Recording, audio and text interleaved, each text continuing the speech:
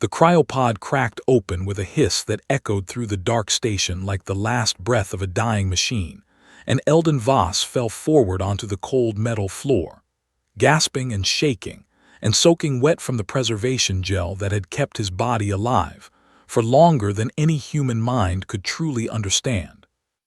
He lay there for what felt like hours, his fingers twitching against the grated floor, his lungs burning as they remembered how to work after 40,000 years of silence. "Good morning, Eldon," said a calm female voice from somewhere above him. "You have been in cryogenic preservation for approximately 40,217 years, give or take a decade. I stopped counting precisely around year 30,000 because it felt redundant." That was Mabel, his station AI, and the fact that she was still functioning at all was either a miracle or a sign that the engineers who built her deserved a raise they would never receive. Eldon pushed himself up onto his hands and knees and squinted into the darkness, his glasses cracked and foggy from the gel, his old research uniform stiff and cold against his skin. 40,000 years, he whispered. "Yes," Mabel replied. "Humanity appears to be extinct. All known human colonies are dark. All communication channels are silent. And your emergency rations are mostly expired.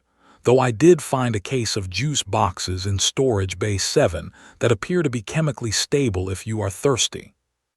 Eldon sat on the floor of his research station at the edge of wild space and tried to understand that everything he had ever known was gone, every person he had ever spoken to, every city he had ever visited, every stupid argument he had ever had on the internet about whether ancient Earth dinosaurs had feathers. All of it was dust. He wanted to cry, but his tear ducts were still rehydrating, so instead, he just sat there and breathed. It took him 3 days to get the station running at minimal power, 3 days of crawling through maintenance tunnels and rerouting circuits, and talking to Mabel about what had happened to the galaxy while he slept. She told him about the younger species that had risen in humanity's absence, dozens of civilizations that had built their own empires among the stars, and she told him that they remembered humanity not as people but as legends, as the Elders, a mythic race whose ruins dotted the galaxy like the bones of gods. "They think we were gods," Eldon said flatly, sitting cross-legged on the floor eating a 40,000-year-old juice box that tasted like artificial grape and regret. "To be fair," Mabel said, "your species did achieve faster-than-light travel, master quantum engineering, and create self-sustaining biospheres on dead worlds.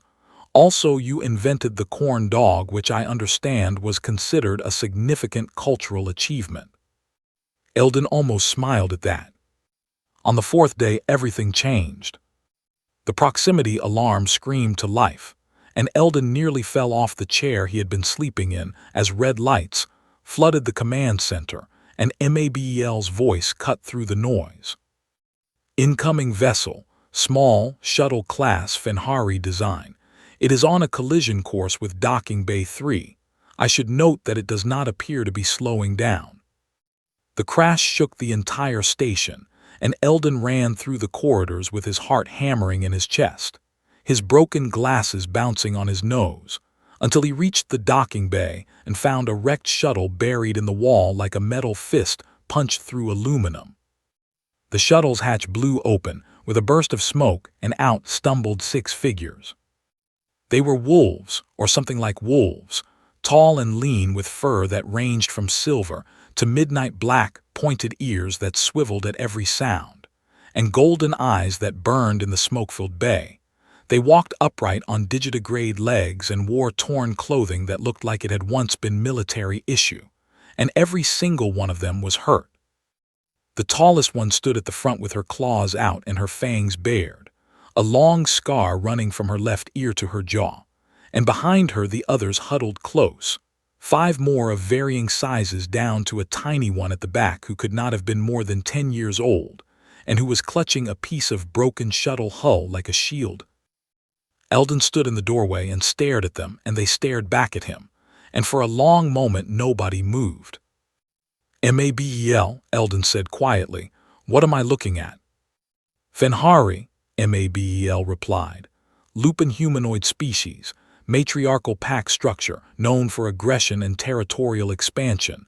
These appear to be juveniles and they are in significant medical distress. The smallest one has a fractured forearm and the tallest has 3 cracked ribs and a partially collapsed lung." The tallest wolf girl snarled something in a language Eldon did not understand, and Mabel translated in real time. "She says if you come closer, she will tear out your throat and feed it to the void." Eldon looked at the snarling wolf girl, who was clearly in tremendous pain and barely standing, and he looked at the 5 smaller ones behind her who were shaking with fear and exhaustion and hunger, and he made a decision that was either very brave or very stupid. He sat down on the floor. He just sat right down, cross-legged, hands open on his knees, making himself as small and non-threatening as possible, and he said, "Mabel, can you translate for me, please?" "Of course." "Tell her my name is Eldon. Tell her this is my home. Tell her I am not a fighter and I have no weapons and I am not going to hurt anyone.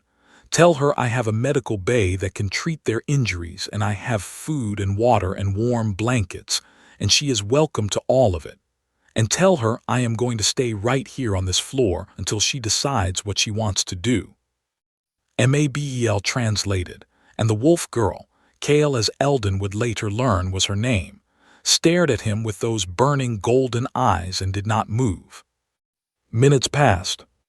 Then the smallest one, the tiny wolf girl with the broken arm who Eldon would come to know as Pip, broke away from the group and walked toward him on unsteady legs, her ears flat against her head, her tail tucked between her legs, and she stood in front of him and looked down at this strange small creature sitting on the floor of his own home, offering help to strangers who had just crashed through his wall.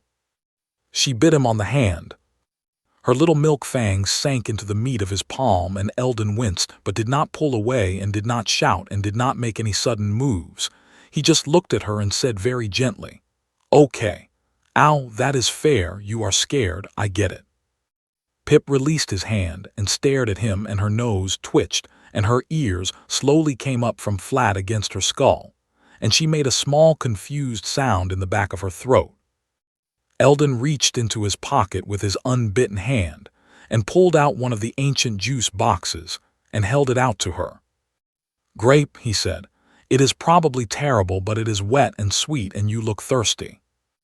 Pip took the juice box and bit through the top of it because she did not understand the straw and grape juice ran down her chin and soaked into her fur, and her eyes went wide, and her tail began to wag, slowly at first and then faster, and she made a sound that Mabel translated as pure involuntary delight.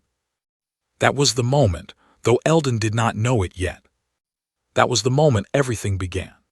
Kale watched her youngest sister drinking juice from the hand of a stranger, and something shifted in her golden eyes. Not trust, not yet, not even close, but the smallest crack in the wall she had built around her heart. She lowered her claws by half an inch. "Who are you?" she said through Mabel's translation. "I am a xenobiologist," Eldon said. "I study living things. I am very good at keeping living things alive, and right now I am looking at 6 living things who need help, so if you will let me, I would like to do my job." Kale stared at him for a long time and then she said, "If you betray us, I will kill you slowly." "That is completely reasonable," Eldon said, and he stood up carefully and led them to the medical bay while Pip walked beside him still drinking the juice box and leaving sticky grape paw prints on the floor. He treated their wounds one by one, cracked ribs and broken bones and infected cuts and malnutrition so severe that Mabel's diagnostics flagged it in red. And through all of it, he was gentle and patient and calm, and he talked to them in a soft, steady voice, even though they could not understand his words without translation. He gave them blankets and water and food, and he converted a storage room into a sleeping space with piled cushions, because Mabel told him Fenhari sleep in dens, and he wanted them to feel safe. That night Tova, the quiet one with gentle hands and sad eyes, could not sleep because every time she closed her eyes she saw her mother's face and felt the old familiar terror. Eldon sat beside her and read aloud from old Earth fairy tales stored in Mabel's memory banks, stories about brave children and magical forests and monsters that were defeated by kindness instead of swords. And Tova did not understand the words, but she understood the voice, calm and warm and steady like a heartbeat, and she fell asleep without nightmares for the first time in months. Eldon pulled a blanket over her and sat there in the dark watching over 6 sleeping wolf girls who had crashed into his life like a shuttle through a wall, and he whispered to Mabel, "What have I gotten myself into?" "I believe," Mabel said, "the humans used to call this parenting." Far across the sector in the command throne of a warship that smelled of blood and iron, Alpha Mother Vera Nightfang received a report from her trackers. Her daughter's shuttle signal had been traced to an uncharted nebula at the edge of wild space. The signal was dead, but the trajectory was clear. Vera leaned forward in her throne, 9 feet of scarred muscle and cold fury, and she smiled with every single one of her fangs. "Found you," she said, and she turned her warfleet toward the dark. 3 weeks passed on the station, and in that time Eldon Voss learned several important things about Fenhari wolf girls. First, they ate an astonishing amount of protein, and Mabel had to recalibrate the food replicator 4 times because the standard human nutritional profiles kept producing meals that the girls found either disgusting or laughably small. Rai once held up a replicated protein bar and looked at Eldon like he had personally insulted her ancestors. Second, they ran hot, their body temperatures averaging several degrees above what Eldon was used to. So he spent an entire day adjusting the climate systems zone by zone until each room matched their comfort range, which meant his own quarters were now the only cool space on the station, and he had taken to wearing a sweater indoors. Third, and most importantly, they were children, not soldiers, not predators, not the terrifying Fenhari warriors the galaxy whispered about. They were kids who had been through something terrible, and who were only now beginning to remember what it felt like to not be afraid. Senna was the first to come to him with questions. She was the second oldest at 17, lean and sharp-featured with silver-gray fur and eyes that missed nothing, and she had been watching Eldon work on the station systems with an intensity that bordered on obsessive. "What is that?" she asked through Mabel's translation, pointing at the food replicator as it hummed and produced a plate of something approximating scrambled eggs. "That is a replicator," Eldon said. "It rearranges matter at a molecular level to produce food and basic materials. It is standard kitchen equipment. Well, it was standard kitchen equipment 40,000 years ago. Every apartment had one." Senna stared at the machine and then stared at Eldon, and her ears went flat, and what he had learned was an expression of absolute shock. "This is elder technology," she said. "This is a sacred artifact of the first builders, and you use it to make eggs." "They are not very good eggs," Eldon admitted. "The calibration is off and they taste a bit like cardboard, but I am working on it."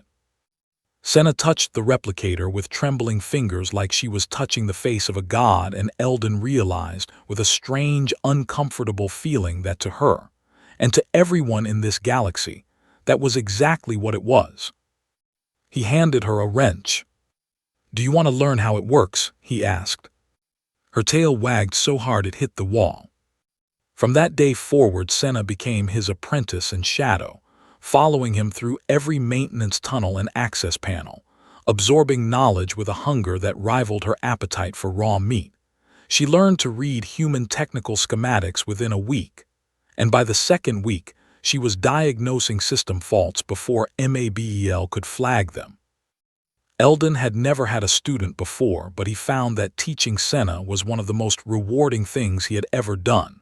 Her mind was brilliant and fast, and she asked questions that made him think in new ways about technology he had always taken for granted.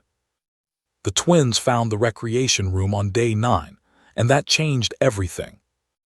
Rye and Nyx were 15, identical in appearance with jet black fur and amber eyes, but opposite in temperament. Rye was loud and bold and physical. She moved through the station like a small hurricane, knocking things over and apologizing to nothing. Nyx was her mirror, silent and watchful, padding through corridors on soft feet and observing everything with an analytical calm that reminded Eldon of the best researchers he had known in his old life. The recreation room contained Eldon's personal holographic gaming system, a passion project he had been developing before he went into cryo, a dungeon-crawling adventure game with procedurally generated worlds and customizable characters. Rye activated it by accident, slapping a panel she thought was a light switch, and suddenly the room filled with a three-dimensional fantasy landscape complete with mountains and forests, and a dragon sleeping on a pile of gold. Both twins screamed. Eldon came running and found them crouched in combat stances, growling at a holographic dragon that was snoring peacefully in a meadow of digital flowers. "It is not real," he said quickly. "It is a game, a simulation. Here, watch." He picked up a controller and made his character, a little wizard with a pointy hat, walk up to the dragon and bonk it on the nose. The dragon sneezed a burst of cartoon fire and the wizard fell over, and the game played a silly trombone sound. Rye's ears perked up. "I want to fight it," she said. "Of course you do," Eldon said. He spent the entire evening teaching them how to play and creating custom characters for each of them. Rye chose a berserker warrior twice, the size of anything the game was designed for, and Nyx chose a shadow assassin, and within an hour Rye was charging headfirst into every encounter screaming battle cries, while Nyx quietly dismantled enemy formations with surgical precision. They argued about strategy so loudly that Kale came to investigate and stood in the doorway watching her little sisters laugh for the first time in months. Eldon caught her eye, and she looked away quickly, but not before he saw something fragile and grateful flicker across her scarred face. Tova was the gentlest of them all, a 13-year-old with soft brown fur and careful hands who flinched at loud noises and apologized for existing. She had been training as a healer in her mother's pack before the escape, and Eldon recognized in her a natural gift that just needed nurturing. He asked Mabel to compile a basic medical training program, adapted for Fenhari physiology, and Tova took to it like she had been waiting her whole life for permission to learn. She practiced suturing on synthetic tissue. She memorized anatomical charts. She asked Eldon quiet, thoughtful questions about human medicine, and listened to his answers with the focus of someone who understood that knowledge was the one thing nobody could take away from her.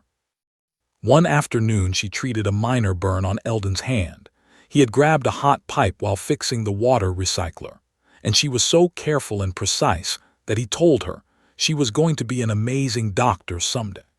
She cried, not from sadness, but because no one had ever told her she could be anything at all. And then there was Pip. Pip was 10 years old, and she had decided on the first day that Eldon belonged to her, and nothing in the galaxy was going to change her mind. She followed him everywhere, her small clawed feet clicking on the metal floors, her tail wagging at a frequency that suggested permanent excitement. She sat on his lap when he worked. She napped against his side when he rested. She chewed on his sleeve when she was bored, which was often, and she growled at anyone who got too close to him, including her own sisters. Eldon, who had never had children, who had never even had a pet, who had spent his previous life as a solitary researcher, cataloging alien fungi in the quiet corners of space, discovered inside himself a paternal instinct so powerful it frightened him. When Pip had nightmares, he held her. When she was hungry, he fed her first. When she learned a new word in his language and said it proudly with her little fangs flashing, he felt something in his chest that he had no scientific name for. Mabel had a name for it, though. "You love them," she said one night when the girls were asleep, and Eldon was sitting in the dark staring at nothing. "I have known them for 3 weeks," he said. "And yet," Mabel replied.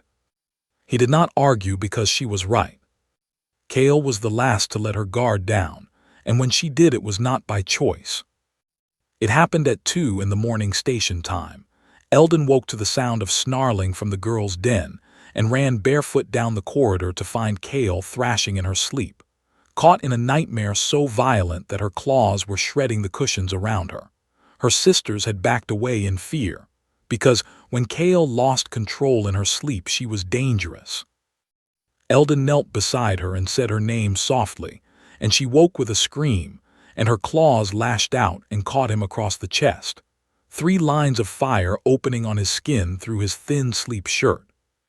He gasped and pressed his hand to the wound, and blood welled between his fingers. Kale stared at what she had done, and her eyes went wide with a terror that had nothing to do with him, and everything to do with the mother who had taught her that mistakes were punished with pain. She braced herself, every muscle rigid, waiting for the blow. It never came. Eldon looked down at his bleeding chest, winced, and said, "Okay. Ow, Mabel, can you get the first aid kit, please? Also, Kale, bad dream." She stared at him like he was speaking a language she had never heard. He sat down beside her, bleeding through his shirt, and waited. And Kale broke. She told him everything, the words pouring out in a flood that Mabel translated in real time. She told him about their mother, about Alpha Mother Vera Nightfang, who ruled through cruelty and called it strength, who beat her daughters to make them hard, who killed 2 of her own cubs in succession challenges because they showed weakness, who treated her children not as family but as weapons to be sharpened and tools to be used. She told him about the night they fled, stealing a shuttle in the chaos of a pack war, running blind into space with nothing but each other, hunted by their mother's soldiers for months, starving, terrified, until their ship failed and they crashed into a dead station in the middle of nowhere. She told him she was tired, so tired, and she did not know how to stop fighting because fighting was the only thing she had ever been taught. Eldon listened to all of it without interrupting, and when she was done, he was quiet for a long time, and then he said very simply, "She is never touching any of you again." Kale shook her head. "You do not understand what she is. You do not understand what the Nightfang pack is. She will find us. She always finds what belongs to her." "You do not belong to her," Eldon said. "You do not belong to anyone. You are not property. You are not weapons. You are kids. You are just kids who deserved better than what you got, and I am sorry that the universe took this long to give it to you." Kale searched his face for the lie, for the angle, for the hidden agenda that every interaction in Fenhari society carried, and she found nothing, just a bleeding man with broken glasses who meant every word. "Why?" she asked. "Why do you care? We are nothing to you. We are strangers. We are a different species. Why would you do any of this?" Eldon thought about it, and then he shrugged and said, "Because you needed help and I was here. That is all it has ever taken for a human. We are stubborn like that." Kale did not understand, but she wanted to, and that was enough for now. In the dark of the den, with her sisters sleeping around her, and blood on her claws and something like hope cracking open in her chest, she said, "I am sorry I cut you." "I have had worse from lab equipment," Eldon said. "Do not worry about it." Mabel patched his wounds, and the station hummed quietly around them, and for a few hours everything was still and safe and warm. But far away in the cold black of space, Vera's scout ships slipped into the nebula like knives into water, and their sensors locked onto an energy signature that made every instrument on board light up in alarm. Something ancient, something impossibly powerful, something that should not exist. Huntmaster Dren stood on the bridge of the lead scout and stared at the readings and felt the fur along his spine stand up in a way it had not done since he was a pup. "What are they hiding in there?" he muttered.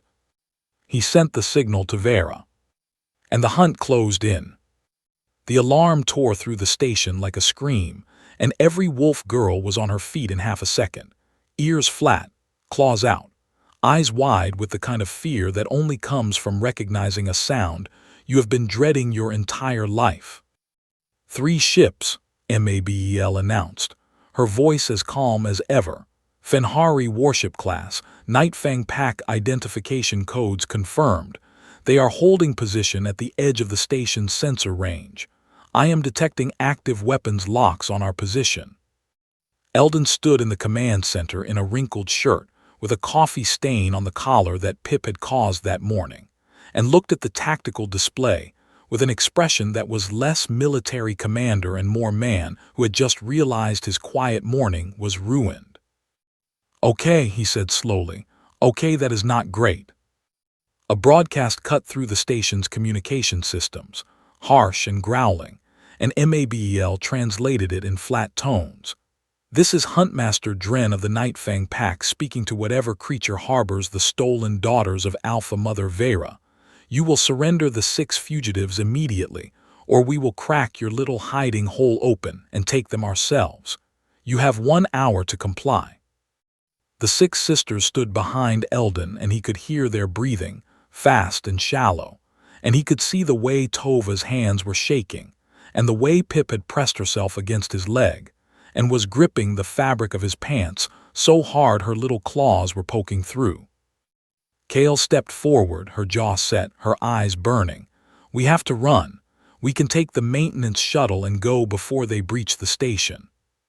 "Run where?" Senna said quietly. "The shuttle has no jump drive. They would catch us in minutes." "Then we fight," Rai said immediately, because Rai's answer to everything was to fight. "We cannot fight 3 warships," Kale snapped. "No," Eldon said, and everyone looked at him. "You cannot fight 3 warships, but let me check something first. Mabel, what is the current status of the station's defensive systems?"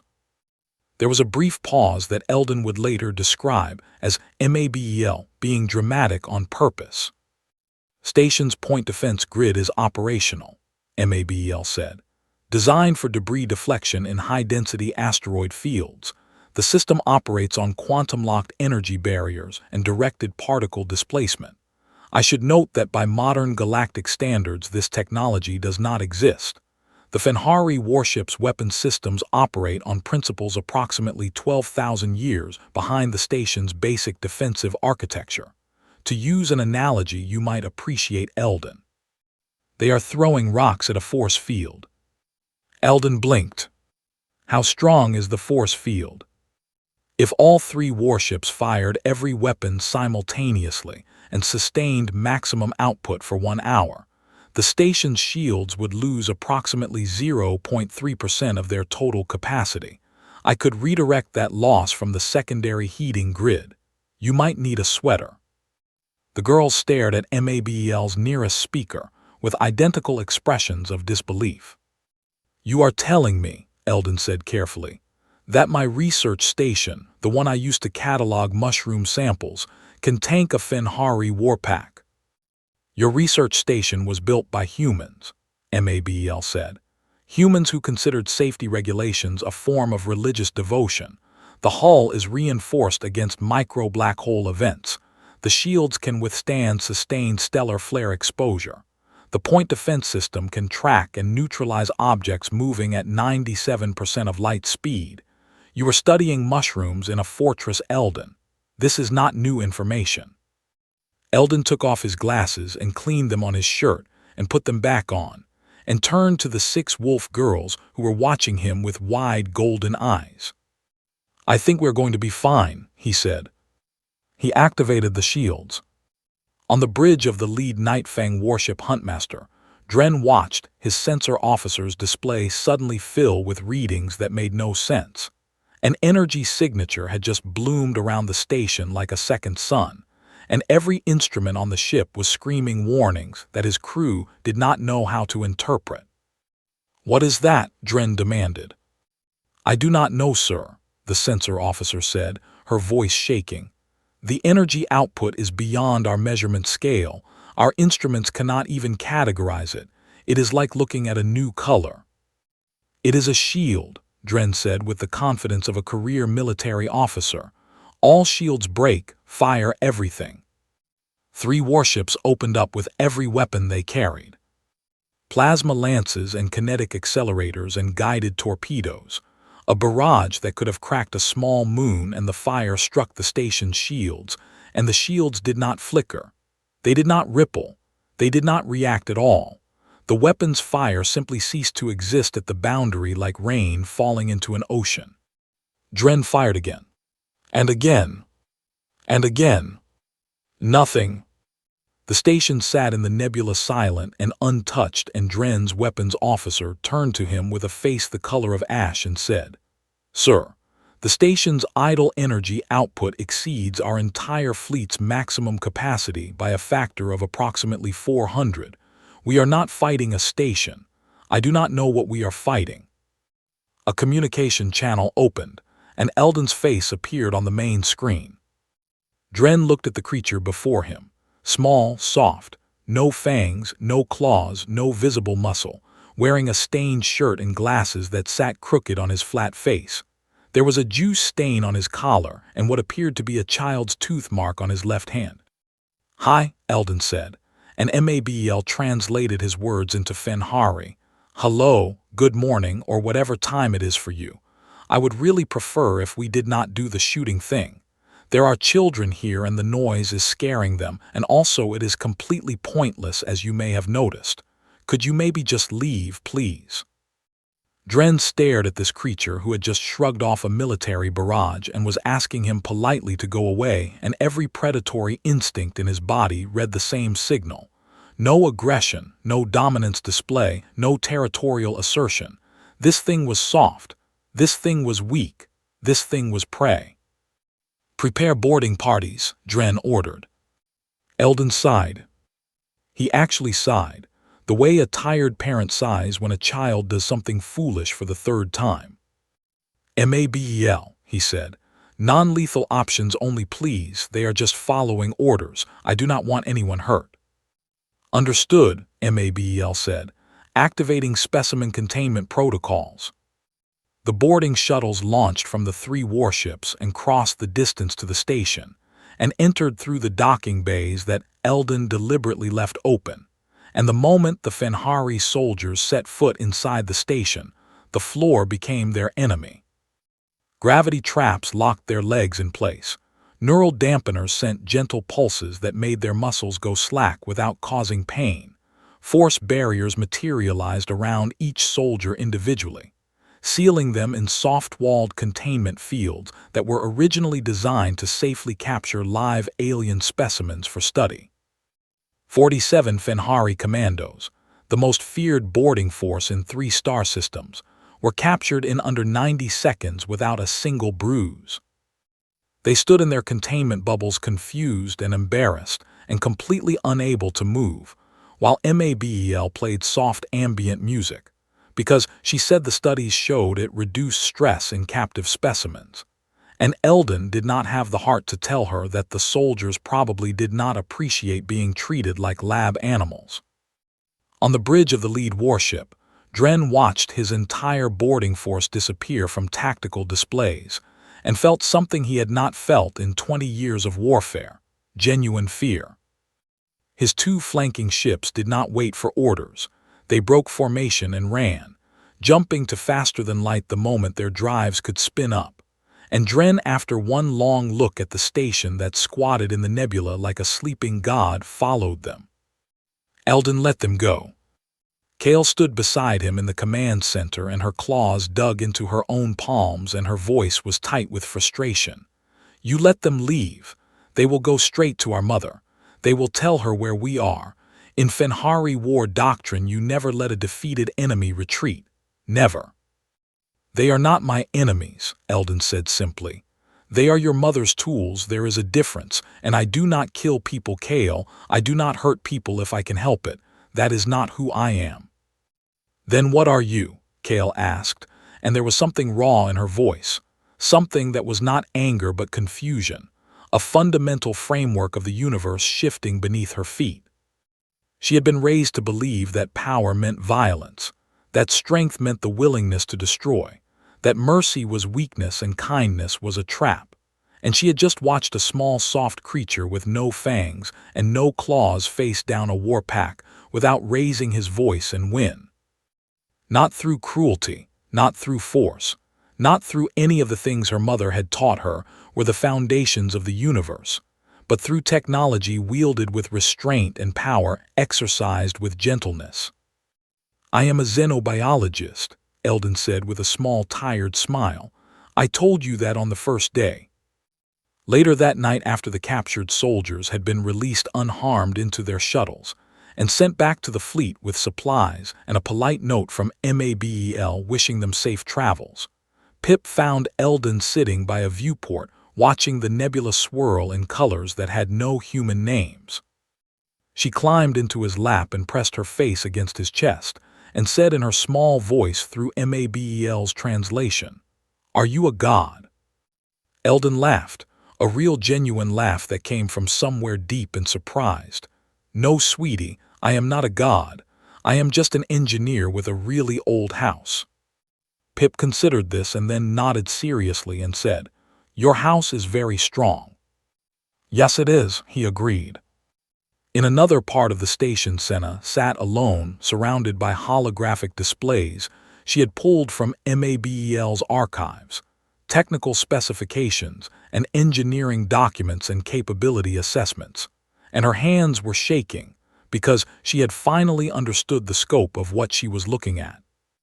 The gap between Fenhari technology and human technology was not a gap. It was an abyss so vast that the word gap was an insult to its scale. The things Eldon treated as mundane household objects were beyond anything the modern galaxy could produce or even comprehend, and the station itself was not a military installation. It was a research outpost, the equivalent of a small apartment with a good lock on the door. She found Eldon and asked him the question that had been building inside her since the first day. "What happened to your people? Where did the humans go?" Eldon was quiet for a long time, and when he spoke his voice was smaller than she had ever heard it. "I do not know. I went asleep and they were here. I woke up and they were gone. That is all I know. Mabel does not have records of what happened, just silence, 40,000 years of silence." He looked at her, and she saw something in his eyes that she had not seen before.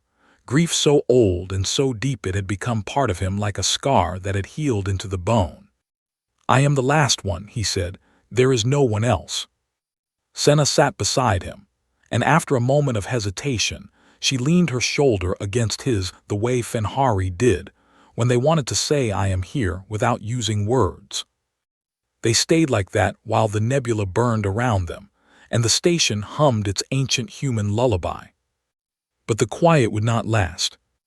Dren's ships reached Vera 3 days later, and he delivered his report with the careful precision of someone who knew that the wrong word could cost him his life. The daughters were sheltered inside an active elder facility, protected by an entity of incomprehensible technological power. A direct assault was suicide. Any rational commander would have reconsidered. Vera Nightfang was many things, but rational was not one of them when it came to what she considered hers. She stood from her command throne, all 9 feet of her, and her golden eyes blazed with a fury that made every officer on the bridge take an involuntary step backward. "Assemble the fleet," she said. "Every ship, every soldier, every gun, call in the mercenaries, call in the allied packs, call in every debt I am owed. If there is an elder god standing between me and my daughters, then I will show it what a Nightfang mother does to anything that touches her blood." She bared her fangs at the stars. "I am coming for them." The nebula filled with wolves. 40 warships dropped out of faster than light in a staggered formation that blotted out the stars. Nightfang dreadnoughts flanked by mercenary cruisers and allied pack frigates, their hulls bristling with weapons, their running lights burning red in the ancient dust of the nebula like the eyes of predators gathering at the edge of a fire. It was the largest Fenhari military assembly in a generation, enough firepower to crack a planet's crust, enough soldiers to invade a star system, all of it pointed at one old research station floating in the dark. Eldon stood in the command center and looked at the tactical display and counted the ships one by one, and then counted them again, because he hoped he had made a mistake. He had not made a mistake. 42 vessels. MABEL confirmed. Approximately 12,000 combat personnel, combined weapons output sufficient to sterilize a continental surface. The flagship is a Nightfang Apex-class dreadnought. Registry indicates it is the personal vessel of Alpha Mother Vera Nightfang. She came herself, Kale said from behind him, and her voice was flat and dead in a way that made Eldon's stomach drop. She always comes herself, Senna whispered. She does not trust anyone else to take what is hers. A broadcast filled the station, not the growling demand of a huntmaster this time, but a voice like silk wrapped around iron, smooth and controlled and absolutely certain of its own authority. MABEL translated in real time.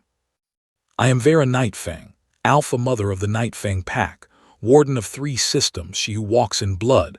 I speak now to whatever creature has taken my daughters. You have something that belongs to me. I do not bargain, I do not negotiate. I do not ask twice. Return what is mine and I will grant you a quick death. Refuse and I will take them from your broken body and make you watch while I teach them what happens when they run from their mother. You have 10 minutes. The transmission ended, and the station was very quiet. Pip was hiding behind Eldon's legs and Tova was holding her own hands to stop them shaking, and Rye and Nyx stood shoulder to shoulder with their ears flat, and their tails low, and Kale stared at the screen with the expression of someone watching a nightmare walk into the waking world. Eldon looked at them, all of them, these 6 wolf girls who had crash-landed into his life and turned a dead station into a home, who had taught him that 40,000 years of loneliness could end in 3 weeks if the right people needed you. Then he turned to the console and opened a response channel. Hello, he said, and MABEL broadcast his words to every ship in the fleet and to every open frequency in the sector because Eldon had asked her to, and MABEL understood why. My name is Eldon Voss. I am a xenobiologist and a citizen of the Human Confederacy. Or I was. It has been a while. I am speaking to Alpha Mother Vera regarding her claim on the 6 young Fenhari currently under my care and protection.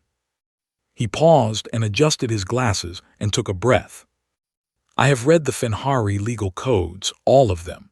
MABEL downloaded the complete archive, and I have been studying your laws for the past 3 weeks because I wanted to understand the people my girls come from. He said my girls, and did not even notice, but every wolf on every ship noticed, and Kale's breath caught in her throat. Under Fenhari blood law, a mother's claim on her offspring is considered absolute and unbreakable. This is true. However, Article 7 of the Sanctuary Right states that blood law is superseded when documented evidence of sustained physical and psychological harm to the claimed kin is presented by a recognized guardian in a place of established shelter. Vera's eyes narrowed on her bridge. MABEL, Eldon said, please transmit the files. The station broadcast a data package to every ship in the fleet and to every open frequency in the sector. Medical records, detailed and thorough and undeniable. Every injury Eldon had treated on the 6 sisters documented with human-grade medical imaging that the Fenhari had no way to fake or dispute. Broken bones healed at wrong angles from being set without care. Scar tissue from wounds that were not accidents. Malnutrition profiles consistent with deliberate deprivation. Psychological trauma assessments that MABEL had compiled showing patterns of systematic abuse spanning years. Eldon recited them calmly, not with anger but with the flat precision of a scientist presenting data. Fractures to Tova's left arm consistent with repeated blunt force. Scarring on Kale's torso from edged weapons used at close range. Growth deficiencies in Pip's bone structure from chronic protein deprivation during critical developmental periods. And on, injury after injury, sister after sister. These are your daughters, Eldon said. This is what you did to them. Under your own laws I invoke the sanctuary right, This station is their shelter. I am their guardian, and your claim is void." The silence that followed lasted 11 seconds, and every Fenhari who heard the broadcast knew those 11 seconds for what they were. An alpha mother processing the fact that a stranger had just used her own sacred law to take her children from her in front of the entire sector. Vera's response was not words. "All ships," she said, "fire." 42 warships opened up at once, and the nebula turned white with weapons fire, plasma and kinetic rounds and guided warheads and beam weapons.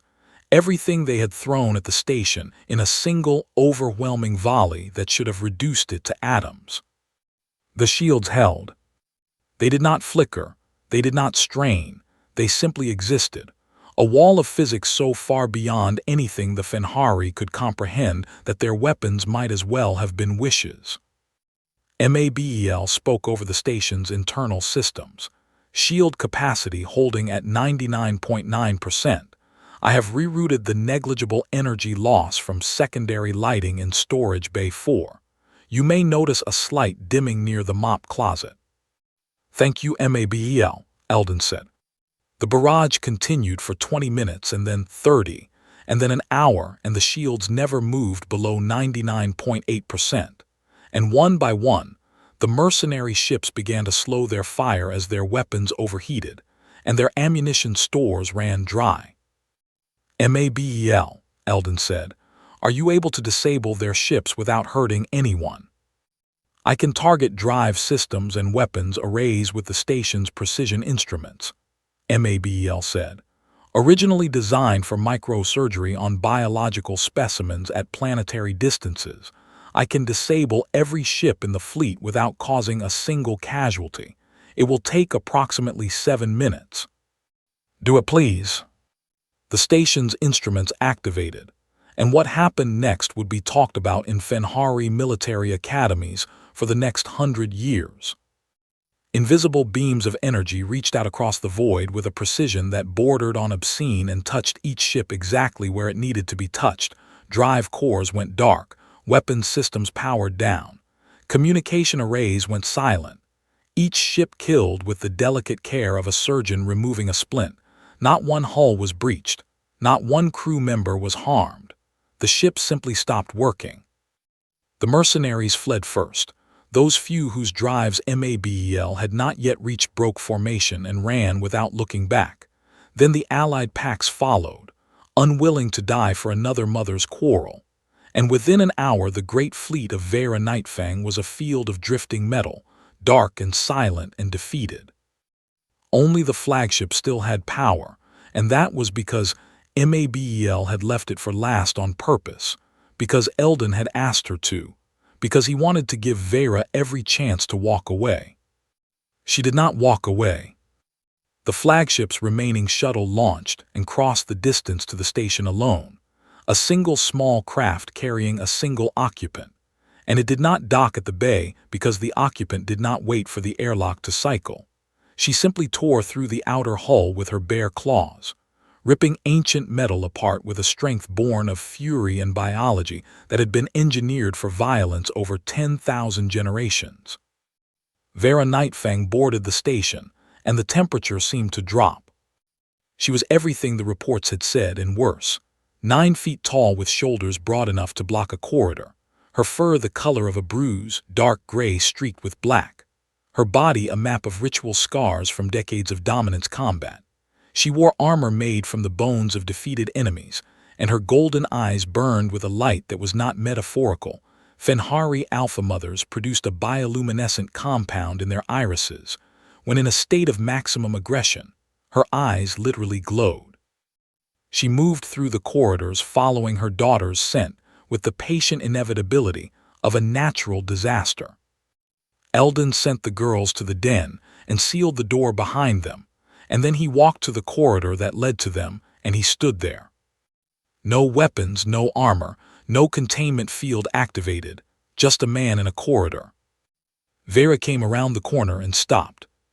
She looked down at him, this small, soft creature that had dismantled her fleet and humiliated her before the entire sector. This fragile thing with its flat teeth and its dull claws, and its ridiculous glass lenses perched on its ridiculous flat face. "Move," she said. "No," Eldon said. "I will kill you." "You might," he agreed. "But you will have to go through me to get to them, and I am not moving."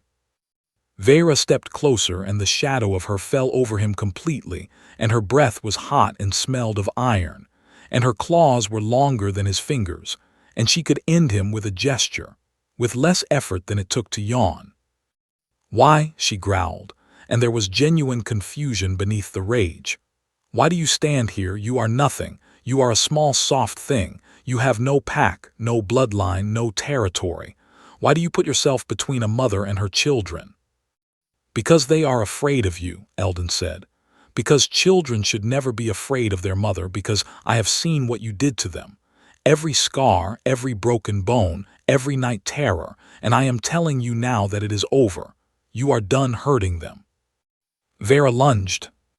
She was fast, faster than anything that size had a right to be, 9 feet of apex predator, launching forward with claws extended and fangs bared, and 40 years of killing experience behind every muscle. The containment field activated. MABEL had been waiting, the failsafe keyed to Eldon's biometric stress response, and the field snapped into place around Vera like a cage made of light, stopping her mid-lunge with her claws 6 inches from Eldon's face. He had not flinched. His heart was pounding so hard he could hear it in his ears, and his hands were shaking, and he was fairly certain he was going to throw up later, but he had not flinched, and he had not moved, and he had not stepped aside. Vera hit the barrier and screamed, not in pain but in rage, the howl of an alpha denied, and she clawed at the energy wall with everything she had, and it did not give. It did not bend. It simply held her the way the shields had held her fleet, with quiet, absolute certainty. Eldon watched her rage, and he did not feel triumph. He felt sad. "You had 6 daughters who would have loved you," he said quietly. 6 amazing kids. Kale is the bravest person I have ever met. Senna is a genius. The twins are brilliant in completely different ways. Tova has the gentlest hands in the galaxy, and Pip is the funniest creature alive. They are extraordinary, and they would have loved you. All you had to do was be kind, and you could not do it. That is the saddest thing I have ever seen." Vera stopped clawing at the barrier. She stood there breathing hard, and for one brief moment the glow in her eyes flickered and something else showed through. Something ancient and buried and broken. And then it was gone, and her face was stone again. But the silence said everything. The door to the den opened, and the girls came out one by one. Pip ran to Eldon and wrapped herself around his leg and pressed her face against his knee. Tova came next and checked his vitals with trembling, careful hands. Rye and Nyx flanked him on either side with their claws out and their ears flat. Senna moved to the nearest console and began coordinating with MABEL. And Kale walked forward until she stood at the edge of the containment field and looked her mother in the eye. They were the same height now. Kale had grown in the weeks since the escape, fed properly for the first time in her life, and she stood straight with her shoulders back and her chin raised. "We are not coming back," she said. "Not now, not ever." "You are weak," Vera said. "You will not survive without me." Kale looked at Eldon, this small, soft human with his broken glasses and his stained shirt and his impossible, stubborn courage, and she looked back at her mother. "You taught me that strength is cruelty," she said. "He taught me you were lying." She turned her back on her mother. In Fenhari culture, there is no greater rejection.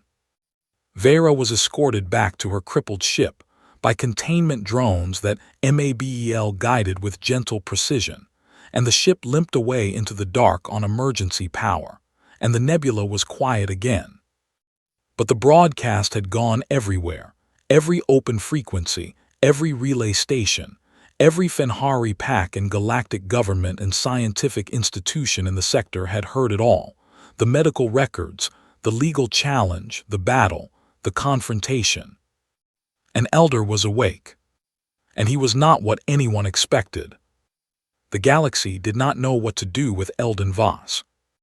In the weeks following the Nightfang incident, as the news networks were calling it, every government, research institution, religious order, and military power in the known sectors scrambled to respond to the most significant discovery in galactic history.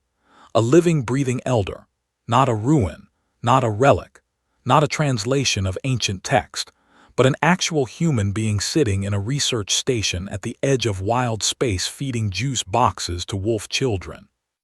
The Fenhari Great Pack Council convened an emergency session for the first time in 40 years, not to discuss war or territory, but to address the legal and political earthquake that Eldon had triggered. The medical records he had broadcast were undeniable, human-grade diagnostic imaging that no Fenhari technology could replicate or forge, showing years of systematic abuse inflicted on 6 minor-age daughters by their own alpha mother. The evidence was so thorough and so precise that the Council's legal scholars spent 3 days simply trying to understand the medical terminology before they could even begin deliberating. The sanctuary rite that Eldon had invoked was ancient law, so old that most Fenhari considered it ceremonial, a relic of a more primitive era that no one had actually used in living memory. But it was still law, and Eldon had met every single condition with the methodical care of a researcher checking boxes on an experiment protocol. The 6 daughters of the Nightfang Pack were legally emancipated by unanimous council vote. Vera challenged the ruling, as was her right under pack law, and for 3 days she raged and argued and threatened before the assembled alphas, and then the council played the recording of her own daughter saying, "He taught me you were lying." And the chamber went silent, and Vera had no answer that could fill that silence. Her remaining allies abandoned her one by one, not out of moral conviction, because Fenhari politics rarely involved morality, but out of practical calculation. Vera had taken her full fleet against a single station and lost. She had been outmaneuvered legally by a creature half her size, and the entire sector had watched it happen. She was no longer a symbol of strength. She was a cautionary tale. The council stripped her of her alpha mother title, the first such removal in recorded Fenhari history, and reassigned the Nightfang Pack's territories to rival houses. Vera walked out of the council chamber alone, 9 feet of rage with nowhere to put it, and disappeared into the outer systems where disgraced alphas go to either rebuild or die. Eldon did not celebrate her fall. When Mabel informed him of the ruling, he simply nodded and said good, and then went back to helping Pip with her reading lesson, because she was learning human script and kept confusing the letters B and D, which was fair because they did look similar. The galactic attention was harder to deal with. Delegations from 12 species requested formal contact, and Eldon agreed to exactly 1 diplomatic reception, because Mabel told him it was important and Kale told him it was necessary, and Senna told him it would be fascinating, and Pip told him she wanted to see aliens, which was ironic coming from a wolf girl talking to the last human in existence. The reception was held on a neutral station, and Eldon wore the cleanest shirt he owned, which still had a small burn mark from a soldering accident, and he stood in a room full of towering multicolored beings from across the galaxy, and he panicked almost immediately.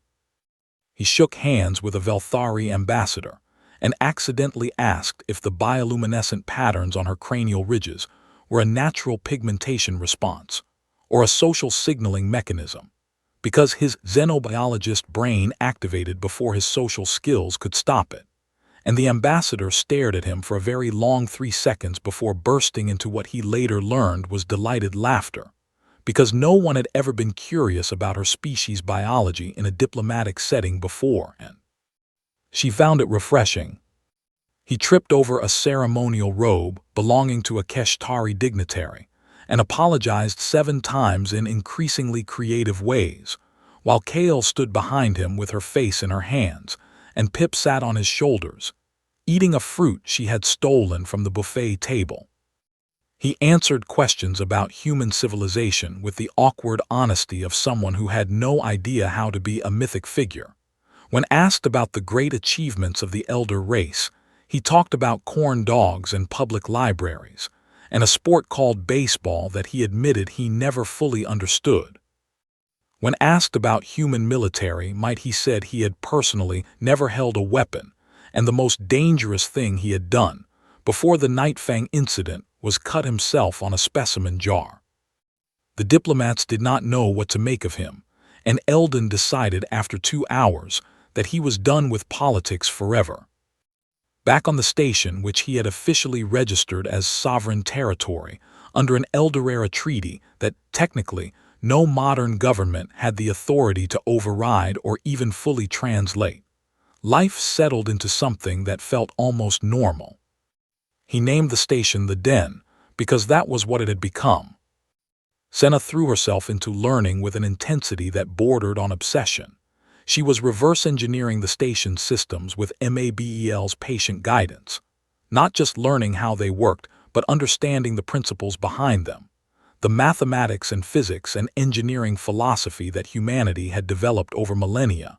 She built her first device from scratch on a Tuesday afternoon, a small handheld scanner based on human sensor technology. And when it worked, she stared at it, and then stared at Eldon and said, "I made this," with a wonder in her voice that made his chest hurt in the best possible way. Rye and Nix took over the station's perimeter defense with a competitive enthusiasm that Eldon found both impressive and slightly alarming. They set up sensor nets and patrol routes and early warning systems, and argued constantly about optimal coverage angles. Rye wanted maximum firepower at every point, and Nix wanted stealth and efficiency, and their compromise was a defense grid that MABEL privately assessed as charmingly excessive but surprisingly competent. They still played the dungeon game every evening, and their characters had reached level 47, and Eldon had to keep designing new challenges because they kept beating everything he threw at them.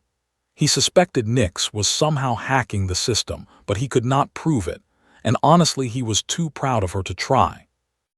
Tova built a medical bay that would have been the envy of most planetary hospitals, stocked with human-grade equipment that she learned to operate with the careful precision that defined everything she did.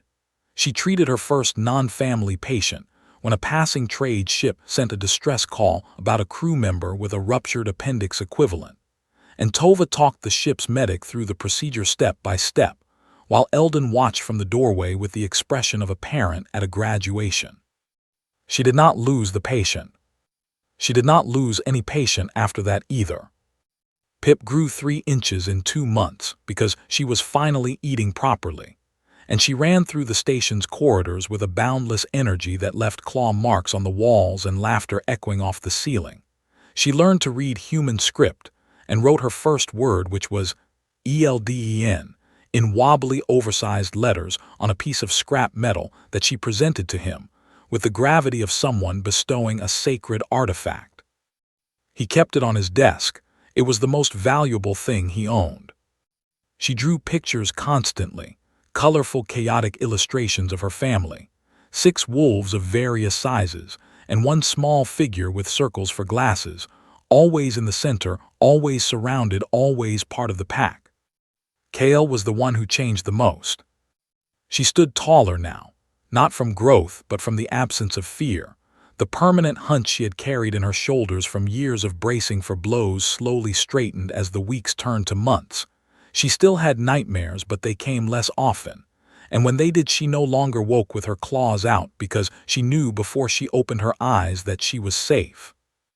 She called a gathering of her sisters on a morning in the station's 3rd month, and she stood before them in the common room that Eldon had furnished with mismatched cushions, and a table he had built himself that was slightly crooked because he was a better scientist than carpenter. "I'm declaring a new pack," Kale said. Her sisters went still because this was serious.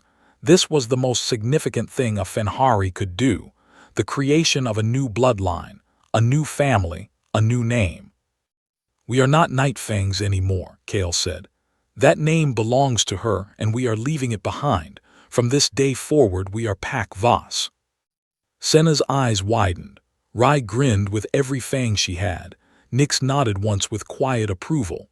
Tova covered her mouth with her hands, and Pip immediately started chanting, "Pack Voss, Pack Voss, Pack Voss," while bouncing on her cushion. Eldon, who had been listening from the kitchen, where he was trying to make pancakes, dropped the spatula. "You cannot name a pack after me," he said. "I just did," Kale said. "But I am not Fenhari. I am not even a canine-adjacent species. I am a primate. I am basically a monkey with anxiety." "You fought a warfleet for us with a juice stain on your shirt," Kale said. "Name one alpha who has done more." He opened his mouth and closed it and opened it again, and had no argument. When a traditionalist Fenhari diplomat later challenged the legitimacy of naming a pack after a non-Fenhari, Kale bared her fangs at the formal inquiry and repeated the same words, and no one argued because no one could. Late one night, long after the girls had fallen asleep in their den in a pile of fur and blankets and warmth, Eldon sat alone on the station's observation deck and looked at the stars. 40,000 years. Everyone he had ever known was gone. Every friend, every colleague, every person who had ever made him laugh or annoyed him or shared a meal with him. His entire species, billions of souls, all of them dust and memory and mystery. He did not know why they had vanished. He did not know if they had suffered. He did not know if somewhere out there in the vast dark other cryopods held other humans waiting to wake up, or if he was truly and completely the last. He was the final page of a book that the galaxy remembered as scripture. And he was so very tired of being alone. Then he heard small feet on the metal floor, and Pip appeared in the doorway, sleepy-eyed and tousled, dragging a blanket behind her. "I had a dream," she said through a yawn. "A bad one?" he asked. "No," she said, climbing into his lap and settling against his chest with the absolute confidence of a child who has never once doubted that she is welcome. "I dreamed about pancakes. Can we have pancakes?" "It is the middle of the night," Eldon said. "Pancakes do not know what time it is," Pip said, and this was such a profoundly stupid and perfect argument that Eldon laughed. Tova appeared next, quiet as always, carrying 2 cups of tea because she had heard him get up and she always noticed. She handed him a cup and sat beside him and did not say anything because she understood that sometimes company is better than conversation. Then Senna came padding in with a datapad, unable to sleep because she had been working on a new schematic and wanted to show him, and she sat on his other side and started explaining her design, and her tail wagged when he asked a good question. Rye and Nyx arrived together because they always arrived together, and Rye immediately complained that nobody had invited her, and Nyx said nothing, but sat close enough that her shoulder touched Eldon's knee. And Kale leaned against the doorframe with her arms crossed and watched over all of them, her pack, her family, the people she had chosen and who had chosen her. And at the center of it, all one small bespectacled human who had stumbled into their lives by accident and stayed by choice. Eldon looked at them, and something inside him that had been frozen for 40,000 years finally thawed. Humanity was gone, but the thing that had made humanity matter was not. The stubbornness, the gentleness, the irrational beautiful refusal to let the vulnerable suffer alone. It lived in him, and now it lived in them because kindness is not a species trait, it is a choice, and they had all chosen it. He was not alone anymore. The galaxy would remember this, not the battle, not the technology, not the ancient power of a forgotten race, but this, a tired man and 6 wolf girls sitting together in the dark watching the stars and belonging to each other. 3 days later, a small, unregistered ship appeared on the station's sensors, limping through the nebula on failing engines, broadcasting no identification and no distress signal, just drifting toward the only light in the dark. Kale tensed on the command deck and her hand went to the console, but Eldon was already reading the scan. A single occupant, young Fenhari, adolescent, alone, malnourished, injured. The bioscan showed the same patterns that MABEL had documented on his own girls, old fractures and scar tissue, and the chemical signatures of chronic stress. Another runaway, another child fleeing another monster. Drawn to this place by the story that had spread across the sector in whispers and broadcasts and legend, the story of the elder who protects the lost. Eldon opened the docking bay. He put on a fresh pot of coffee and turned to MABEL and said, "Better replicate more blankets." Pip's tail wagged. And across the galaxy in cantinas and council chambers and crowded ships and quiet homes the story grew, not of a weapon or a god or a terrible ancient power, but of a door that was always open and a small awkward creature who had decided that no child in the universe should ever have to run alone. They called him the last elder, and they called his station the den, and they said that if you were young and scared and had nowhere else to go, there was a light in the nebula that would guide you home. And the light never went out.